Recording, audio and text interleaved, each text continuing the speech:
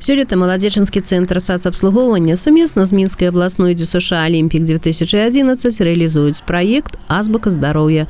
Ён накіраваны на сацыяльную падтрымку жыхароў, якія маюць пэўныя абмежаванні. У межах гэтага праекта наведвальнікі дзённага аддзялення для інвалідаў і пажылых грамадзян карыстаюцца магчымасцю бясплатна наведваць спортзал, аквапарк і басейн у лядовым палацы.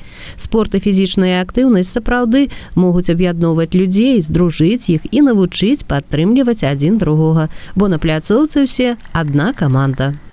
За время работы с людьми с инвалидностью я поняла одно, что они не нуждаются в нашей жалости. Они хотят быть равноправными членами общества. Они хотят участвовать в социальной жизни общества. Физическая культура и спорт являются одним из наиболее действенных направлений социализации людей с инвалидностью в обществе. Таксама на базе лядовага палаца праводзяцца для людзей з абмежаванымі магчымасцямі розныя спартыўныя спаборніцтвы і святы.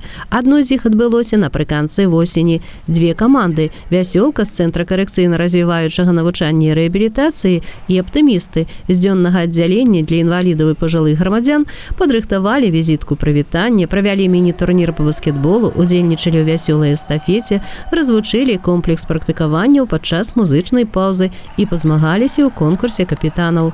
Той выпадак, калі адзін за ўсіх і ўсе за аднаго. А пра свае ўражанні спартсмены гаварылі немнагословна, але эмацыянальна. Да, очень. Да, очень. Очень класс. Да. У нас все разное. У нас и бассейн, и в аквапарк, еще в интернате занимаемся. Ну, тут ходим мы давно уже сюда.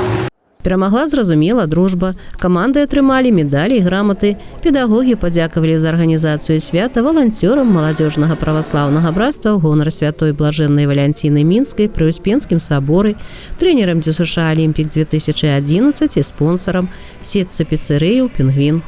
Спартсмены дзвюх устаноў не супраць у лядовым палацы сустракацца часцей, а дэбютам стаў, дарэчы, вясенні марафон у маі, прымеркаваны да Дня сям'і. Алла Маркелова, Іван Бялкоў, МКТВ.